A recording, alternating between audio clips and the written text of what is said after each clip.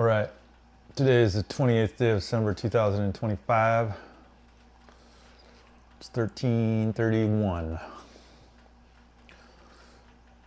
This is the recap of the 2025 Mirth missions, and then the forward look to 2026. Our audience here, our intended audience, are Clark and Mary, Logan, Daniel, Gavin, Johnny, and by extension, Sabina and Annabelle.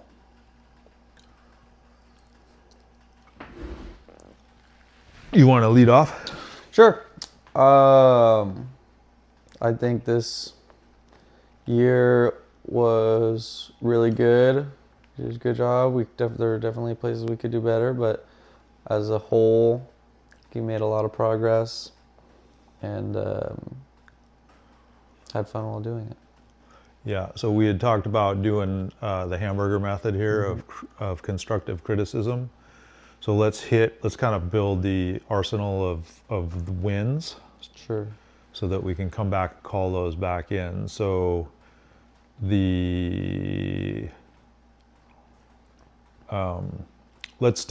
I think one of the most significant pieces is the bunkhouse itself. Yeah. So I actually don't remember whether the roof got finished in 2025 or prior to that. It was before. It essentially ran for you as base of operations for the entire summer. Yep. So that's a huge win in my mind. Like, that's a really significant, tangible piece of progress that we can point to and say that got done. In addition to that, the camp kitchen. Mm-hmm. I mean, yeah, they function together. So I think it's important to modularize. So as we go into 2026, right. We've talked about we're gonna run weekly. We're gonna run a weekly mission sequence. Yep. So up until now, we've been running essentially monthly sequences. We're gonna further break that down into bite-sized pieces. Yeah. Yeah. And with that, I mean, I think the one modular piece to that puzzle, I think that we were missing, that we definitely could have gotten done and missed out on, was the outhouse. Which that is definitely a high priority, just for people to exist in the space. It's not that hard to get done, but we've got all that we need for that. We just didn't put all the pieces together. Right.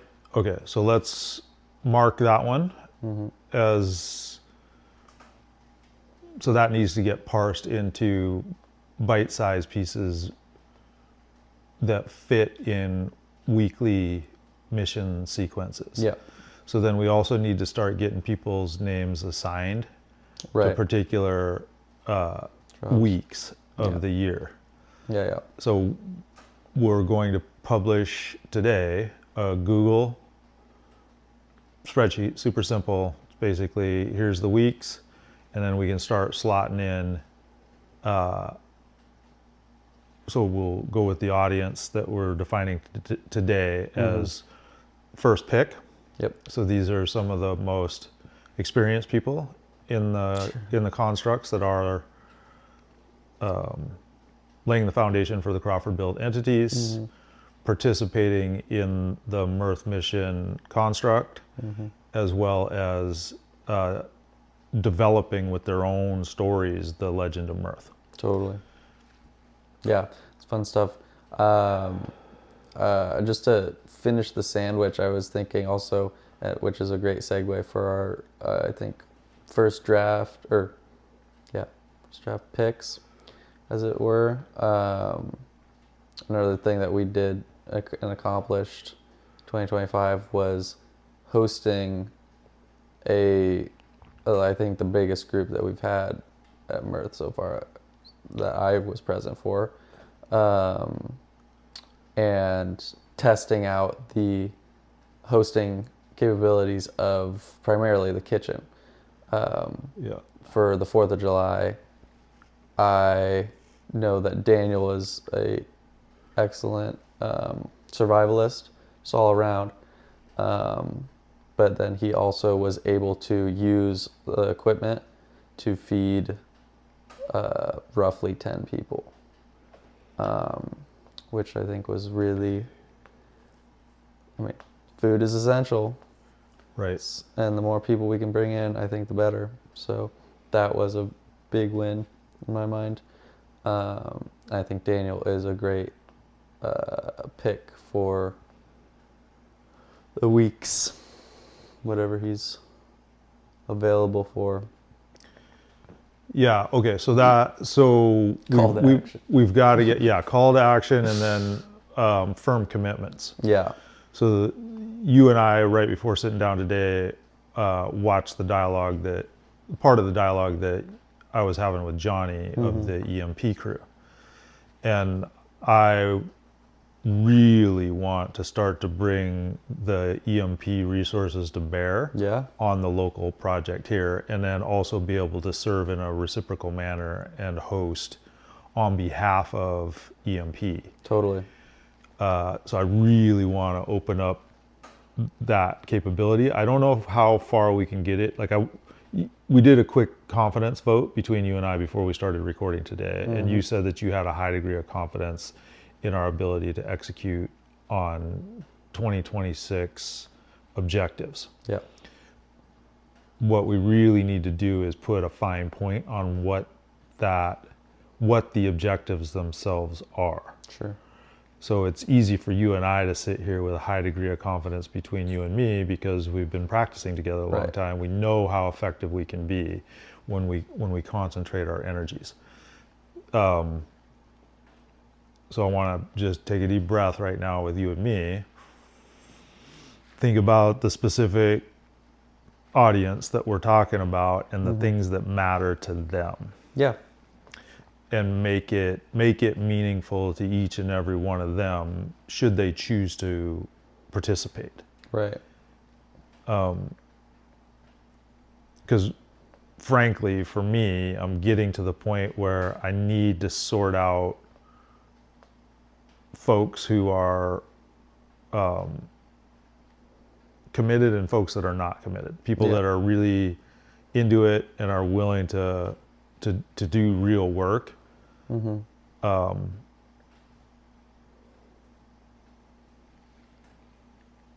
From those who aren't.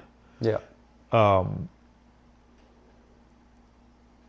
the work, of course, has to be like there has to be a reason. People don't do work without some kind of compelling thing in it for them. I think the next thing here is I think we should go through and might feel a little awkward, but speak on behalf of, I think we should look at each party that we're trying to talk to here and speculate, empathize. Yes.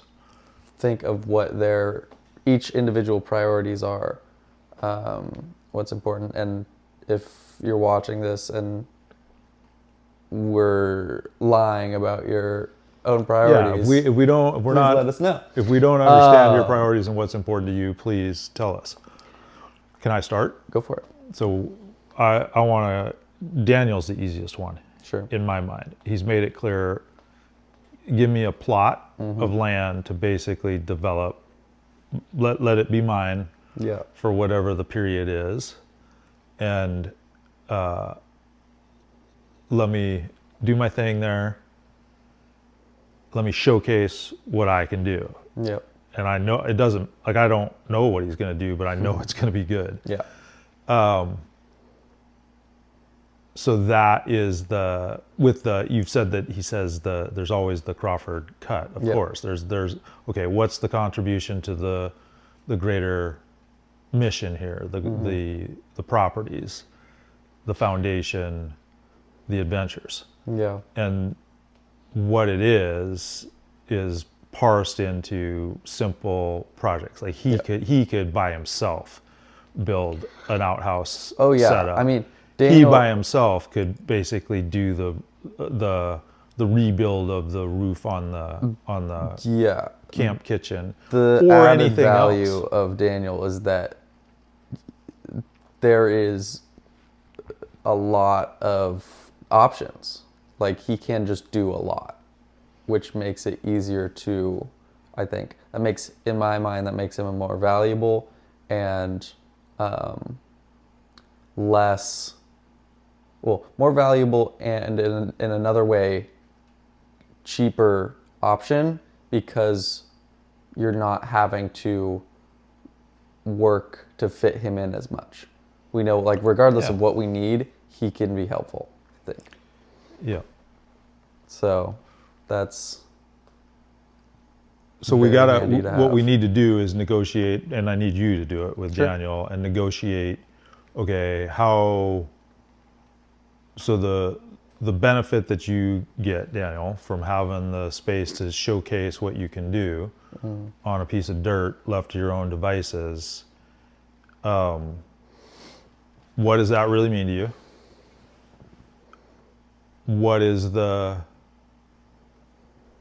What's the ratio there? Like, what are Yeah. the other, can you just make commitments to other days on a calendar basis, or is it bodies of work? Right.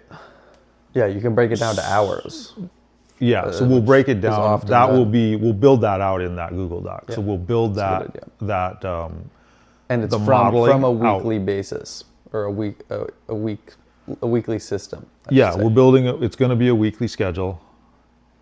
The particulars of any given week will get specified as we go. So, for example, you and I are going to lead off here this week, the very first week of January 2026, and we're going to knock out certain things while we're there. Yep.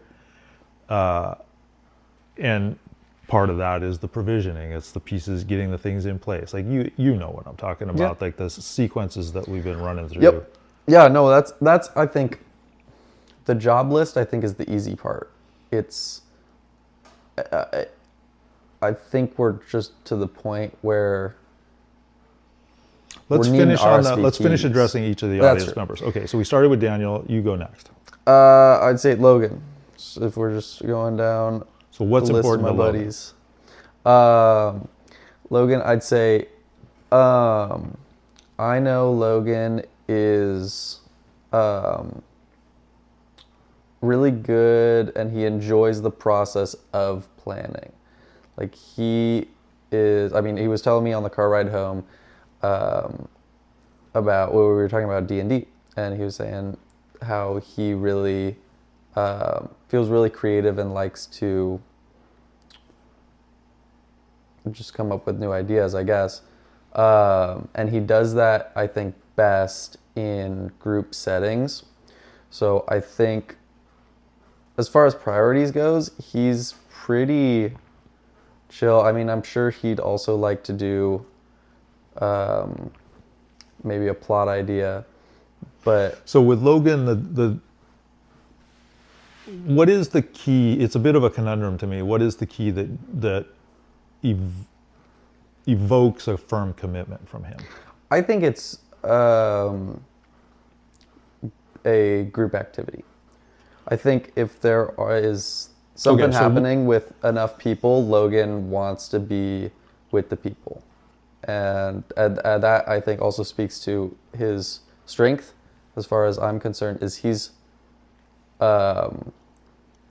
almost like a support class, I guess. He's plenty capable on his own, but I think he shines most in working with others. Yeah. And he works faster when working with others, and he makes others work faster when he's working with others. So as far as priorities goes, I don't know. I haven't talked to him about it as much as I have Daniel, but I know he just enjoys like a nice environment. I know he loves being outdoors, so I think it'd be similar to Daniel and just having his own space. I think food, like I have a deal with Daniel about if I pay for the food, he's cooking it. Yeah.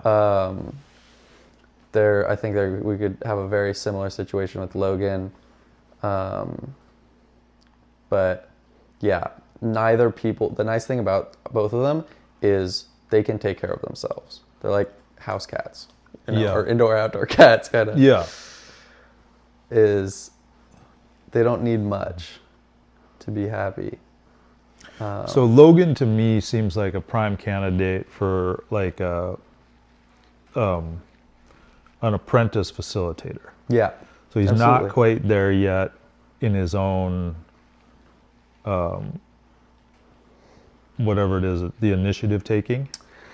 Sure. But with another facilitator who provides enough of a frame, Yeah. I think he would get a tremendous value. Oh yeah. Out of that role. So I'm starting to see that start thing that you were talking about in my mind's eye in terms of there needs to be how do I say? There's an order of operations. Yeah, I'm trying to get to the firm commitment piece though. I'm trying to Sure. get to the closer with each and every one of the people. Yeah. So I'm struggling right now. I can see things in my mind's eye. We can touch on it when we get to the spreadsheet later today, but we should let that one go in the interest of time and move on to. So we still need to talk about. Let's talk about Clark and Mary real quick. So,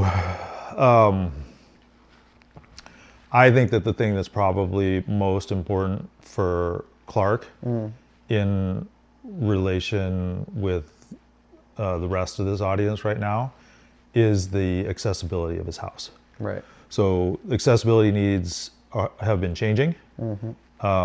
There's a lot of quick wins to be had just in terms of labor and construction right around the core residence there.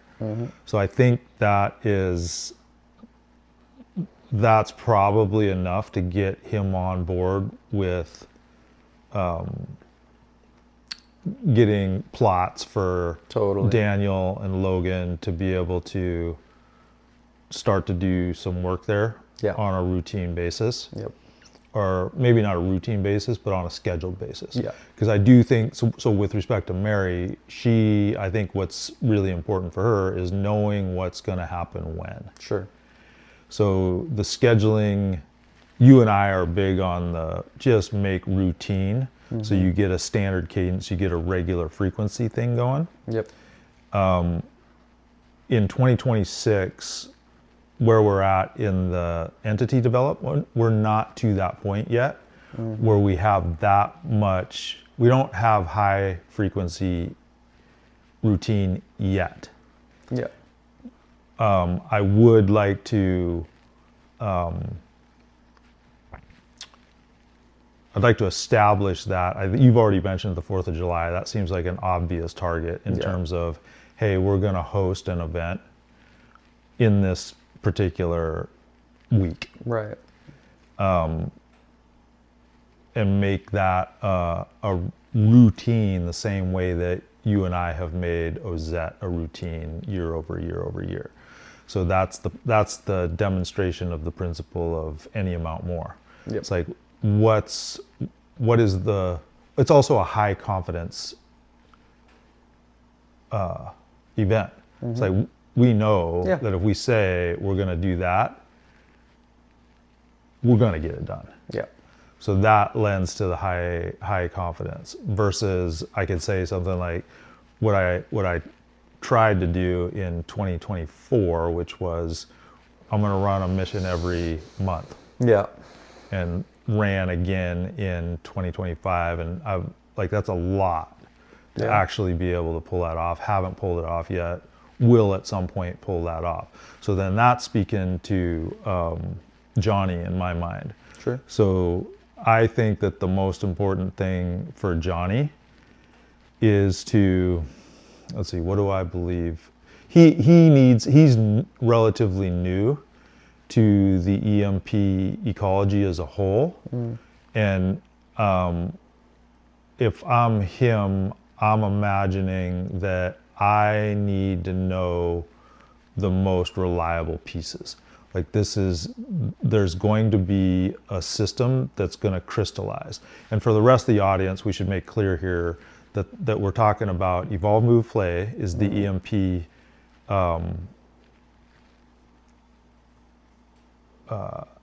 what do we call it? It's an ecology of practices. Yep. It is its own organization. There is a business aspect to it. Yeah. And it's like a cultural movement. It's a phenomena. So it is it's like I think of it like it's almost a kinship type relationship. So there's the Crawford It's Built. a grown-up version in my mind of A more mature version. Yes. That organization, the people who, the core players in that organization have been at this game for probably close to 20 years now.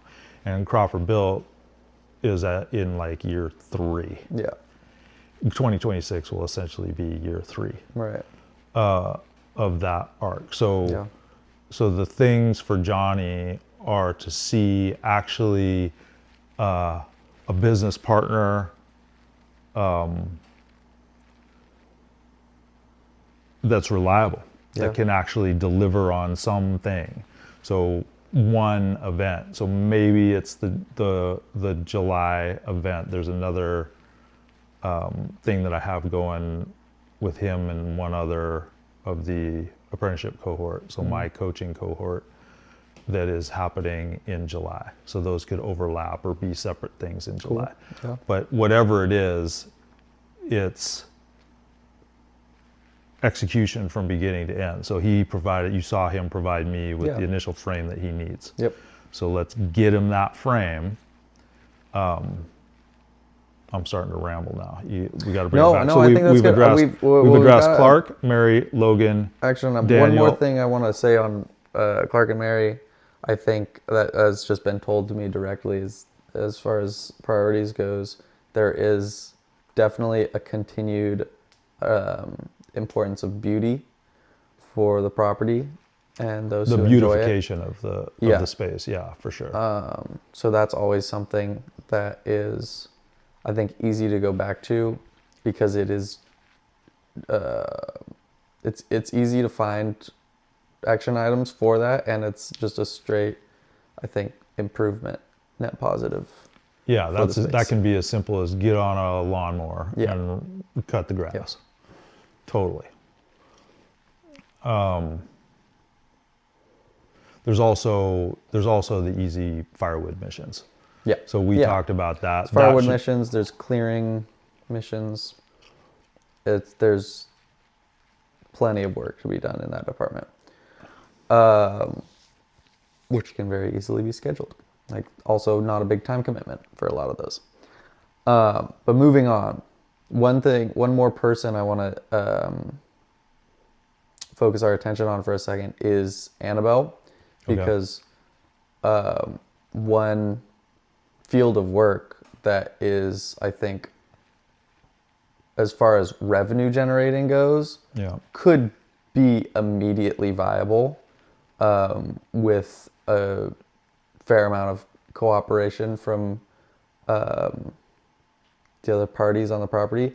But the organization of just the current spaces, like that basement and that garage, both are capable of being, they currently are great havens for doing work and getting stuff done. There is everything you need it there to do 101 things. Totally. And both are not well optimized. Definitely. Annabelle is currently working to do, as far as I'm aware, is doing work improving the operating capacity of the UW library system. Yeah. And has spoken to me about being interested in providing that same service at Mirth for the sake of Crawford cut in the same way as Daniel. Okay, so that's excellent. So there's definitely applications. So the negotiation there, it sounds like, is for at least you and me and Annabelle to sit down, Yeah. actually probably do a site visit and say, here are the obvious quick wins, Yeah. and pick one and get it done. Yeah. Annabelle's Annabelle and Daniel are both wonderful examples of two very different kinds of agents of Yeah. mirth, I'd say, possible agents of mirth, because Daniel doesn't take a lot, can do a lot, he's a kind of jack of all trades, you could say. Annabelle, I think, fits a very specific niche, and I don't know her priorities and requirements as much. I know Daniel, I mean, they're together. Daniel does a fair bit of taking care of her in just a camping environment a lot of the time, like with the cooking, and he knows how to take care of not only himself but also Annabelle. Yep.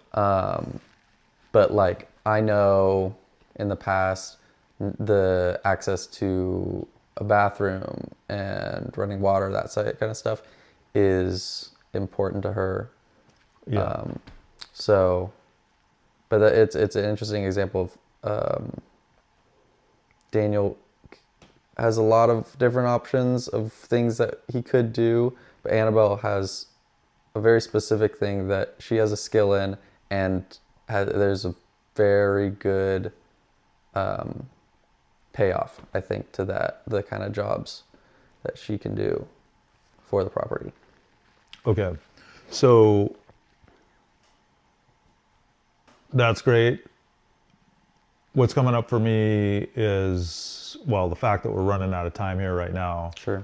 But so I want to talk about Sabina briefly, who I haven't spent much time with her. Sure. I know that she's been building trails. Yeah. Like she's done a lot of wilderness work and that type of stuff. And the obvious thing there, so Sabina, I'm not sure what's most important for you in your life, like where you derive the greatest value. But the Bluff Trail for Totally. beach access seems, I mean, that's just inherently fun. Yeah, it is. In my experience, and the amount of value that other people will realize through that path. And I'm just talking like just the 2026. So to be clear, it's on that bluff erodes every year. Yeah. Like the terrain changes every year, and it can change pretty dramatically year to year. So this is not a major, like this thing has to last forever. This thing essentially has to last a year. Yeah. So getting a good enough trail cut far enough down that puts the beach within striking distance Yeah. would be a huge add. Totally. Yeah, I'd imagine that work would fit her pretty well. Similarly, I'm not as familiar with her needs and priorities. But I think if we have the basics and if we have a structure and we have basic needs like food, shelter, water met, we've already done most of the work, I think. Yeah. For everyone. Yep. So then we haven't talked about Gavin at all. Right. So Gavin Scott McDonald. He's kind of a wild man. What do you think he values? I think he values agency for sure. I think I put him in a similar boat as Daniel, where you could literally just throw him in a space and he'll improve it over time, just for himself, at the very least. He's his strength, I think, is just his strength, to be completely honest. If he's given a task, he is one of the hardest workers out of this whole page. Yeah, I've seen him do some wild things. So I think the biggest priority for him is just having something to do. Like, I know he's fine to just hang out, but Does he have a vehicle right now? yeah. Okay. And I know he's looking to get a new one as well. And he actually has, I would argue, a comparable amount of mechanical know-how to myself. Like, he's worked on a number of vehicles Okay. with success. So Key qualifier. Just because you work on them doesn't mean that you're any good. But you're saying that he's so he's there's actually, also that window or opportunity that he could fill. But I think just simple manual labor is enjoyable for him. Like, you give him a task, he gets it done. It's that instant dopamine kind of thing. And I think if given, like, he's not as knowledgeable about technical stuff like as Daniel, I'd say, but he's pretty close. So especially if those two are teamed up together, like, they'd get a house built in a day. Yeah. Okay. Well, so that's a good reminder. Or I'm not sure that I knew that about Gavin in terms of the mechanical acumen, because there's a lot of small engine application there, for sure. That would also, those are easy wins. Those are like, you get one thing running and it opens up whole universes. So like the Massey Ferguson, for example, if that thing were brought back into tune and operating, like, that just really opens up some really major capabilities like that. For sure. I've done so much work with that machine over the years, and so has Dad. It's just phenomenal. And it's not a complicated machine. It's a very super simple machine. It just takes some tender love and care to get it up and going and running. Okay, so is there? I think so. We're gonna do the super simple thing. We're gonna put basically a calendar in a Google Doc. Yep. We'll start gathering the firm commitments. I made the comment to Logan when he was here a little while ago about you don't really know what the center of gravity is going to be for a given mission. Sure. But as soon as you've got the one firm commitment, it's like things start to accrete around it. So that's really important for everybody to understand. Like, this is an opportunity to be that center of gravity for a particular mission or any number of the missions. I love looking at the audience. Yeah. The camera. If you have strong feelings, make them known. This is I think, going back to the trust thing, this is a collaborative event. And the more we know about each other, the better thing we're going to make. Yeah, this is community building from the ground up. Yep. This is a grassroots thing. This is totally, it doesn't get any better than this in my estimation. I think I am drawing on I draw a lot on my D&D experience, I think, and I have been for this whole process, but you can just fucking make it up, man. If the more you throw at it, the more stuff will stick. And not all of it's going to be good, but it's easy to drop stuff. That's right. So yeah, this is a super fun time to just be. It's a super creative time to be able to come in and contribute, and then we'll get to the pruning season in the last half of 2026, looking ahead to 2027. Start it all over again. All right. Thanks, everybody, for your attention. Appreciate it.